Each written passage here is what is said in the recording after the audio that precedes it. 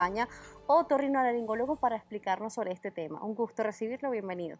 Gracias, Daniela, gracias por la invitación. Y bueno, el día de hoy vamos a hablar sobre un tema muy bueno. De hecho, está en boga por muchas razones, ¿ok? Y me gustaría que lo desarrollásemos de la mejor manera. Claro que Está, sí, a veces tendemos a interpretar algunos términos, incluso a autodiagnosticarnos con el tiempo. Y por eso quiero comenzar hablando sobre realmente qué es la disfonía y las diferencias que hay entre los diferentes términos. ok, disfonía. Para hablar de disfonía, primero creo que debemos saber qué es lo que afecta. Y lo que afecta es la voz. ¿Y qué es la voz?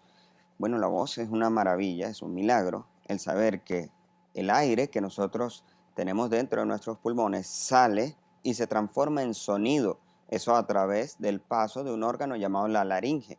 Esta laringe, pues cuando este aire pasa, hace una vibración de las cuerdas vocales, algo así como la guitarra, y se produce un sonido neutro, algo así como una A. Y esto, por supuesto, necesita de otras cosas, por ejemplo, una guitarra, no solamente las cuerdas, tienes todo lo que es la madera que compone la guitarra. Bueno, en el caso de los seres humanos tenemos la nariz, senos paranasales que actúan como entes de resonancia. Aparte de esto tenemos la boca, la lengua, los dientes, donde ese sonido al ascender toma forma de un SAT, el sexo. Sabemos que hay tonos que son más agudos, otros más graves. Tenemos la intensidad, la duración. Entonces es una serie de características o cualidades de esta voz. Cuando una de estas cualidades está afectada, nosotros hablamos del término disfonía. Entonces puede haber una afectación del timbre, del tono, de la intensidad. Ahí hablamos de disfonía. Hay un término que es muy conocido y mal usado, que la persona dice, tengo una afonía, Sí.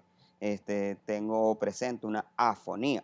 Si nosotros el término médico realmente, cuando fono es sonido, a es sin, entonces es realmente sin sonido cuando uno dice estoy afónico. Realmente es muy raro que uno esté totalmente sin sonido. Lo que puede tener Pero una... puede pasar, Sí puede pasar, pero lo más común es que hay una disfonía, una alteración de la voz, ¿ok? claro. Si hay una emisión de un sonido. Bueno, a mí me pasó una vez que me quedé totalmente sin voz, sería una afonía, Sí hay casos. incluso se quitó de manera espontánea. Sí, yo creo que para nosotros entonces entender la disfonía no solamente es estoy difónico y bueno, estoy ronco, sino que esto puede enmascarar otras o puede representar otras enfermedades que no solamente representa una afectación en las cuerdas vocales o que simplemente haya una inflamación. De hecho, nosotros dividimos las disfonías en dos grandes grupos. Tenemos disfonías orgánicas y disfonías funcionales. Las orgánicas son las que se representan por una enfermedad como tal y las funcionales son las que están caracterizadas o se presentan por un mal uso, un sobreuso de la voz. Entonces hay una que es directamente relacionada con la enfermedad, con alguna enfermedad y otras con el mal uso de la voz. Y ¿Disfonía realmente es una voz gruesa siempre o es un término, como bien nos dicen, mal utilizado? ok, Cuando hablamos de la que estamos roncos, que se nos engrosó la voz.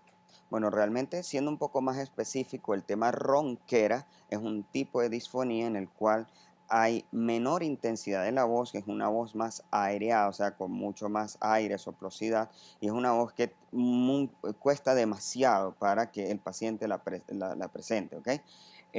Cuando hay alteraciones del tono, por supuesto, puede deberse a muchas causas. Como te estaba explicando, sí existe orgánicas y funcionales y existe aún más, si somos más específicos, con alteración del órgano emisor. Es decir, hay variabilidad. Puede haber una orgánica con alteración del órgano emisor, es decir, con afectación de la laringe, o por el contrario, sin afectación directa de la laringe y hay disfonía. Por el contrario, también hay funcionales con alteración y sin alteración. Incluso hay disfonías psicógenas que también nosotros vemos en gran medida. Entonces, es un tema muy importante del cual hay muchísimo que abarcar porque esto puede representar inclusive hay personas que por el tono de voz nosotros podemos sospechar que tenga alguna afectación neurológica tipo Parkinson o enfermedades mucho más graves, que no es simplemente una ronquera o un problema en la laringe.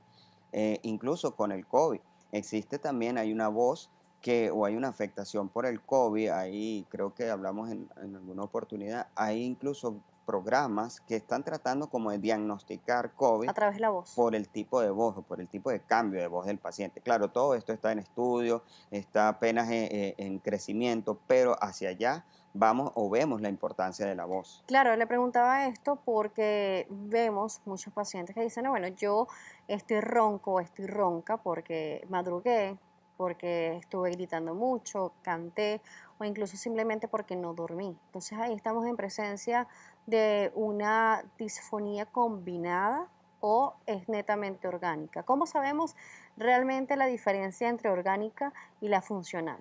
Ok, la orgánica es directamente relacionada con una enfermedad, ¿Y ¿ok? pasa a partir de una edad específica? No, hay disfonías también infantiles. Por ejemplo, si hay por un proceso inflamatorio, digamos un proceso viral, ya es un proceso referido o secundario a una enfermedad, que hay una inflamación de las estructuras. Incluso el mismo reflujo puede ocasionar de forma crónica una inflamación de las cuerdas vocales o todo el aparato fonador que es la laringe. No solamente la laringe se compone de cuerdas vocales, es una de las estructuras de este órgano llamado laringe. Pero, por ejemplo, los profesionales de la voz, llámese profesores, los presentadores de televisión, de radio, los cantantes, por supuesto que viven o que usan su voz para, como instrumento de trabajo. En este tipo de personas, por supuesto, es más aún donde si hacen un mal uso de la voz o una técnica de hablar o de cantar de forma errónea, no se toman la previsión o evitar algunas cosas, pues sí puede haber daño sobre todo por el sobreuso o mal uso de la voz. Entonces allí, por supuesto, pueden aparecer ciertas lesiones tipo nódulos, algunos quistecitos que son secundarios a este trauma, a un trauma crónico que la persona hace sin querer, por supuesto, pero por un mal uso de la voz. Es como un deportista Claro, que que no haga un mal calienta. deporte o no caliente bien, pues por supuesto, es su trabajo y tiende más a lesionarse, algo así. Hay que calentar la voz, entonces, hacer ejercicio también Sí, para poder utilizarla como instrumento. sobre todo los que son profesionales de la voz, ¿ok? Por ejemplo, algunos hábitos. Vemos muy constante muchas personas haciendo esto para aclarar la voz. ¿Esto nos ayuda en algo? ¿Desfavorece? ¿Hace algún cambio en nuestra voz? Bueno, en lo particular, inmediatamente cuando yo veo a una persona que hace este tipo de aclaramiento, para mí lo primero que debo ver es si hay algún problema desde el punto de vista inflamatorio y lo primero que yo pienso es un reflujo faringolaríngeo.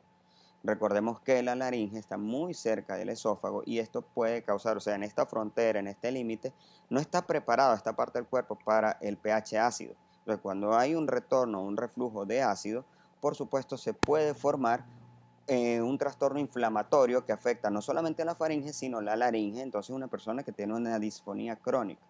Pero pienso que lo principal es que uno no puede quedarse con que yo soy ronco, yo hablo así, porque hay un abanico inmenso de posibilidades, pero uno de los más graves es que existan tumores de laringe.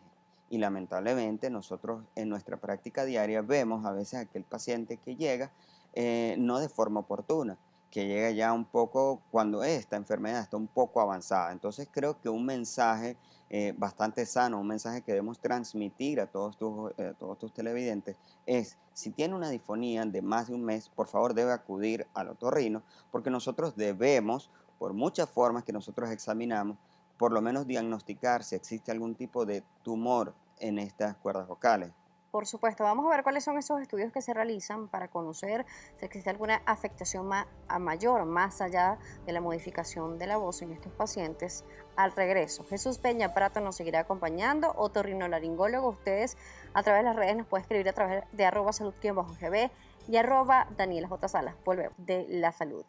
Queremos saber o conocer cuáles son esos estudios más frecuentes que se realizan en un paciente para saber si hay una afectación mayor, además del cambio de voz.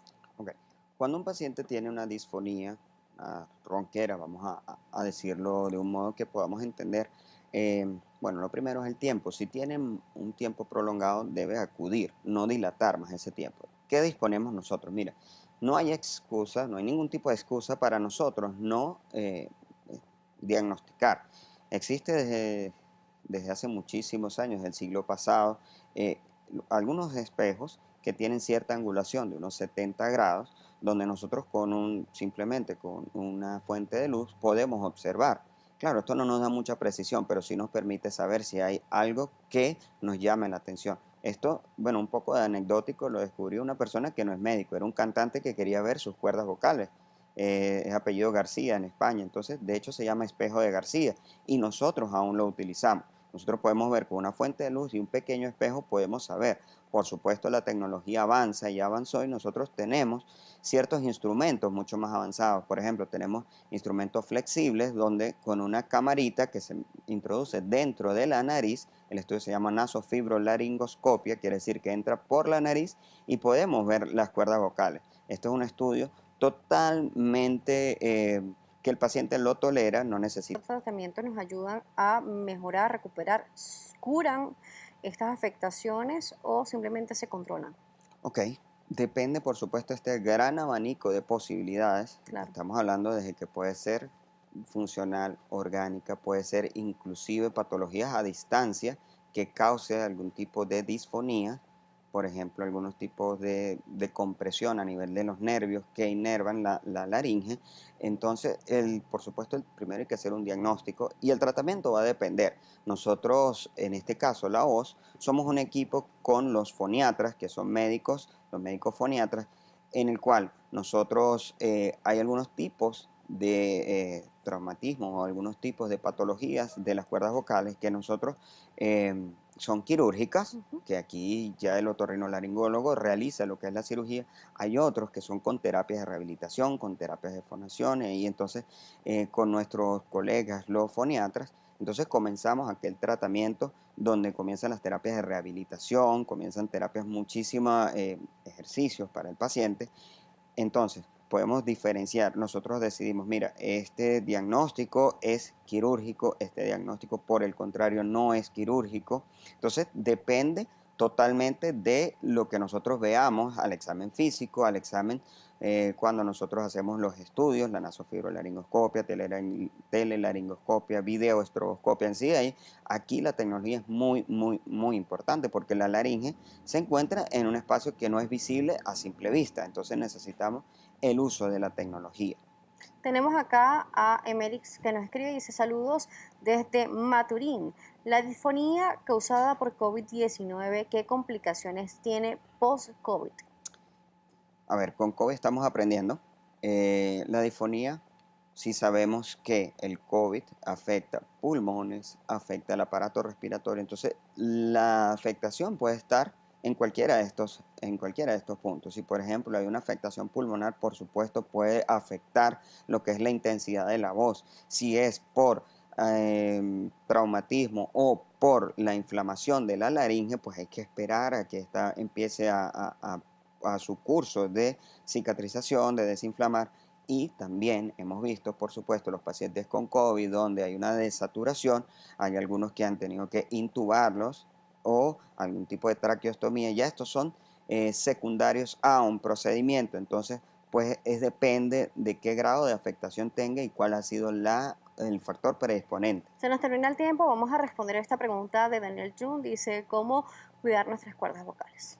Ok, las cuerdas vocales, para cuidarlas necesitamos primero saber cuál es nuestro tipo de trabajo, qué tanto usamos nosotros la voz. Si somos profesionales de la voz, debemos ir por lo menos 2 veces al año con el médico foniatra o con el otorrino para comenzar a diagnosticar, a evaluar esta voz.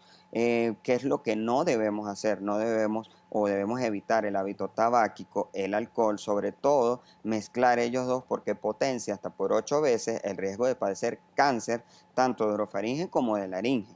Debemos evitar algunos tipos de bebidas muy ácidos, debemos evitar o siempre mantenernos hidratados.